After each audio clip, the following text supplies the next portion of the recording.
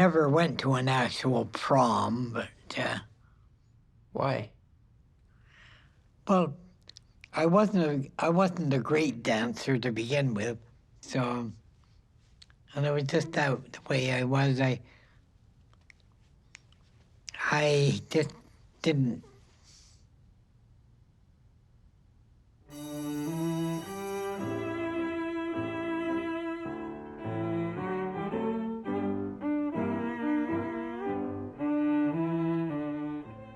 Well, I think it was when I was in high school, getting toward the upper grades, was when I discovered myself. And I identified myself.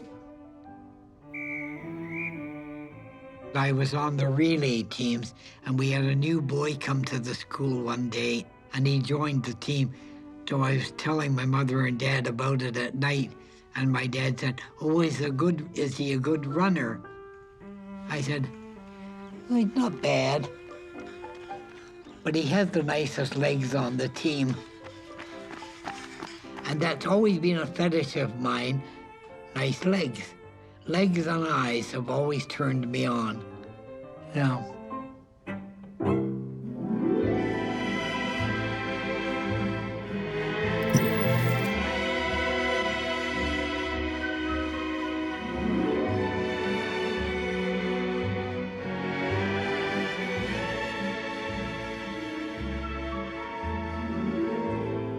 I took the most beautiful girl to the prom. She was like the cheerleader, all this type of thing. Oh, I remember she came down and, oh, it was just a nicely fitted top like this. But flowing like, not a bridal gown, but you know, very nice. And whoa, her gown really stuck in my mind. And of course,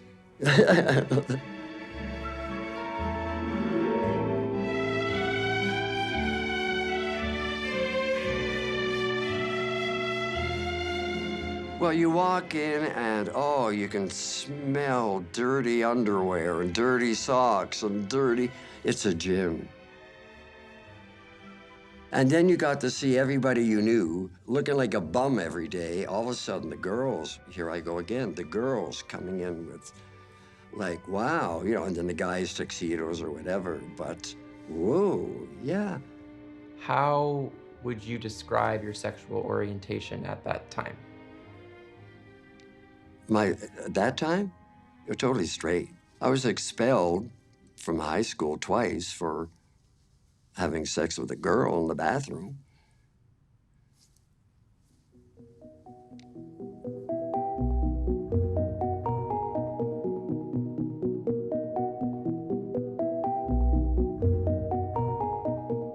I try to look back. I didn't have gay feelings. I never looked at men, but now that I know I am, I think people knew where I didn't. You know what like you don't really know yourself? I wonder, well, holy fuck, like how did I not know? Like everybody must have known. But I didn't hide it because I didn't know.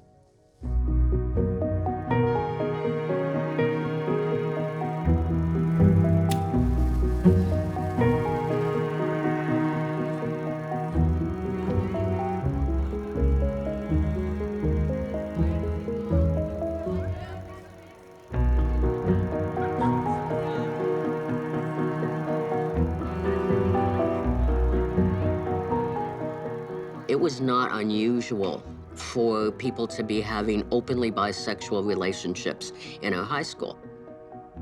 It was just natural. We just did it. It was part of our life. It's just like smoking dope or dropping acid or doing any of that stuff. It's hard to explain, but it wasn't a big deal. And it was beautiful and free.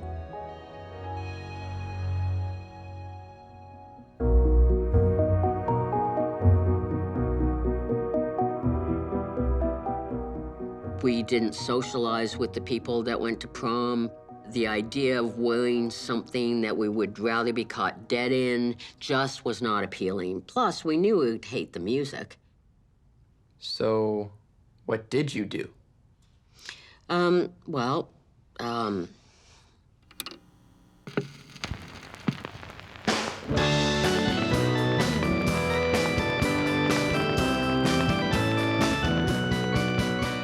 so we're all hanging out at my place and getting high. And then a friend of ours came over, Moose, and she's, you know, wearing jeans and a t-shirt, but wrapped around her is a huge Canadian flag. She goes, you know, we could go up to the Forks of the Credit because there's gonna be this huge party and I know where it is and it would be a blast. So we get into Moose's car, which is an old station wagon that has starter problems. So in order for this car to actually move, you have to push it. We get in the car and we're driving around trying to figure out exactly where this party is. And of course, we get lost. We finally get to the general area and we hit this road and Moose goes, you know what? I hear something. I think we're here. So we stop the car and Moose gets out with this other friend of mine. And all of a sudden we hear, oh my God, no, oh my God, run. It's not the party, it's a field. There are cows in the field and there is a bull. And the bull is going crazy over this Canadian flag, which is red and white. They run into the car, and of course, the car is stopped. We can't get going because we all have to get out and push. And we're praying to God that the bull does not hit the vehicle. We actually do escape the bull. We find a place that's fun and we party a little bit and then we decide we're gonna go back home. But we're too high, we're too, you know, exhausted. We park the car. The next morning, we hear a on the window. We have parked the car in the middle of someone's garden. It's a lovely little old lady who has come out with a tray with 4 cups of coffee for us to drink and then get the hell off her front lawn. And that's how I spent prom.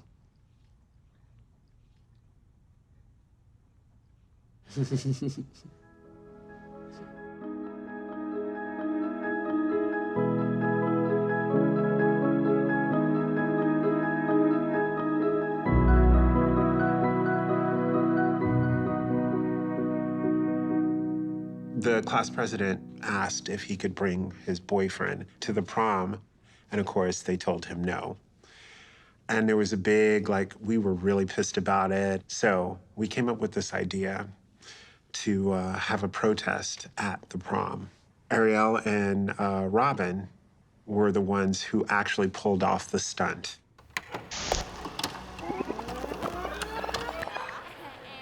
As most proms are, it was in the gym. I'm trying to remember what the song was. I don't even remember. I think it was a Journey song. They went and started slow dancing, and I could see the principal and I could see one of the chaperones, talking. I could see them feeling uncomfortable, but it was 2 girls. No one was gonna, no one was gonna get hurt. I'm looking around and everyone's in place, and I know what's coming.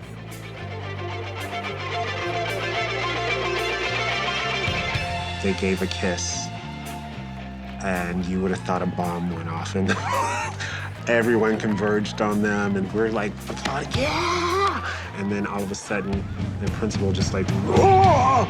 You 2 young ladies have to leave right now. And once it was over and they got kicked out, we all met outside in the parking lot and we took off.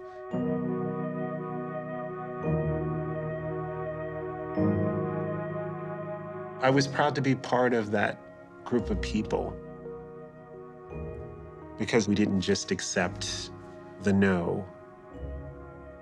At least we did something.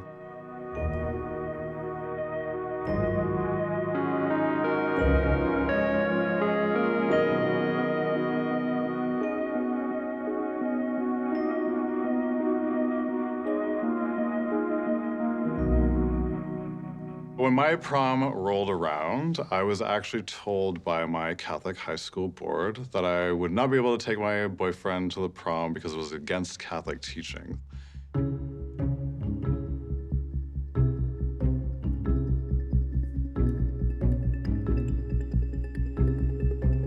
It turned into this huge media sensation at the national level, and we had to do press conferences. It blew my mind, kind of the attention that it was getting. At one point, my family was getting death threats. At one point, I needed to have bodyguards. And so there was moments where I was thinking, oh my God, I can't do this.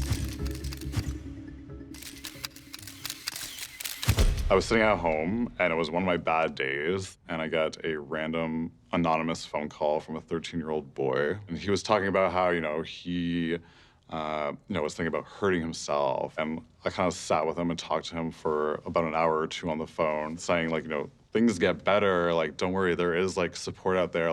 Once you come out, I'm sure you're going to find kind of that group, that support that you need. He said, thank you, you're my hero. And then he hung up the phone, and I just, I get emotional thinking about it now, but I just, cried for, an hour or so, bawling in my room, thinking about it.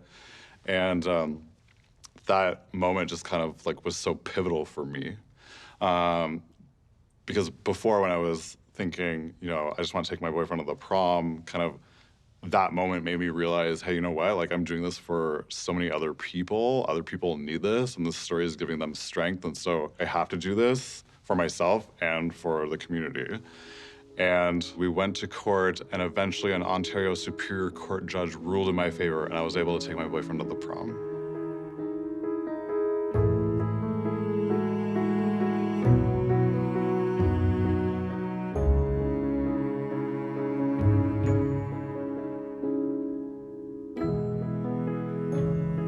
I never set out to be kind of a gay activist. I never set out to go against the school board or anything like that. I just wanted to take my boyfriend to the prom. But you have to remember that even all the little things count. And it's kind of that collection of everything that helps propel us forward.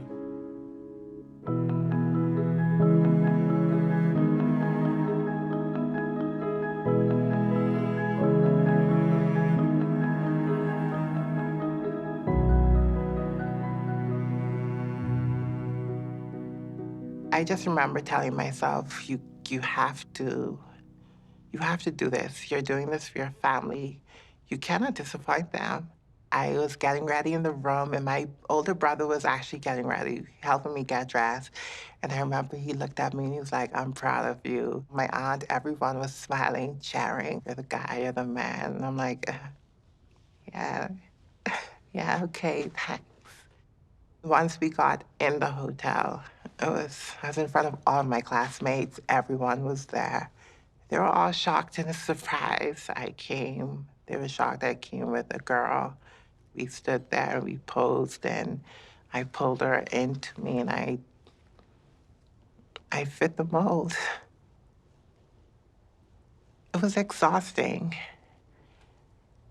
It felt like I was in a play, I was in a movie, I was an actor. It was my way of dealing with it and coping with going to prom as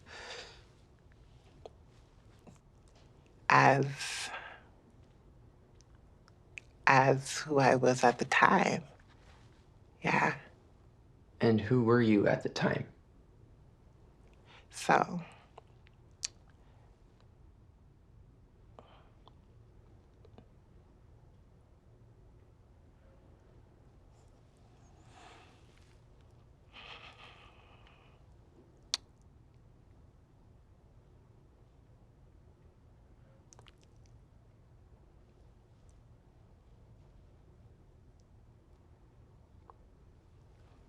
sorry.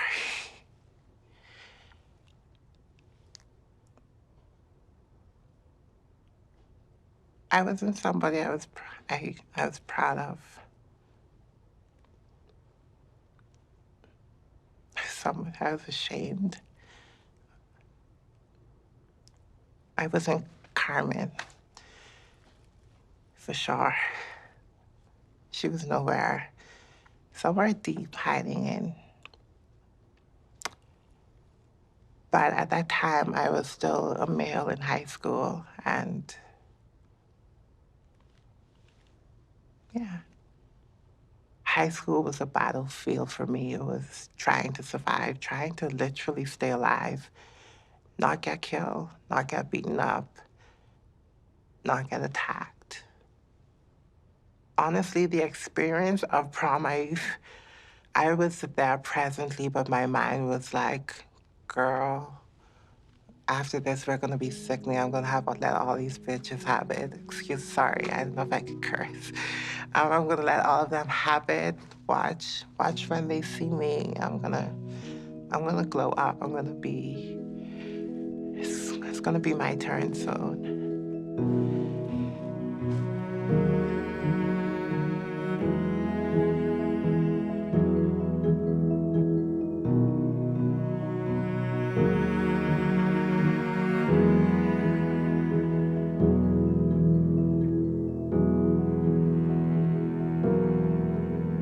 There was like a whole like Instagram page for like prom and like a Facebook group created like literally at the beginning of the year just to make sure no one had the same dress. I mean, I obviously don't have that problem, but you know. She wore a black dress, like a tight-fitted black dress with like a slit on the side, sleeveless, and she looked good.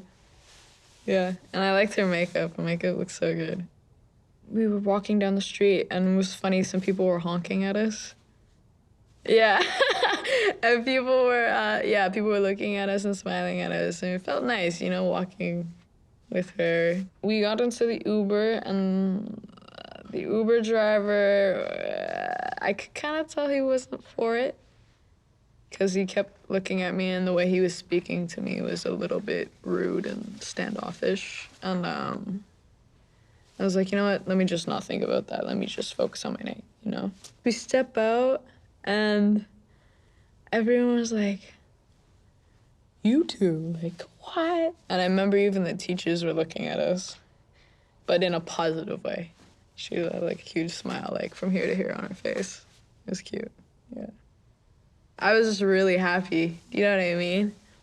Just because looking back, like when I was closeted and when I was in grade 9, I was so scared.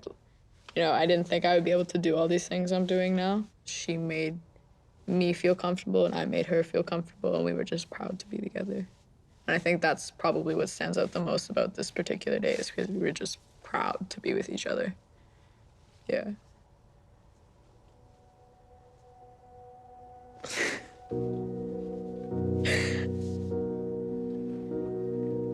How's everybody feeling? Y'all are so cute, I can't. Oh my goodness.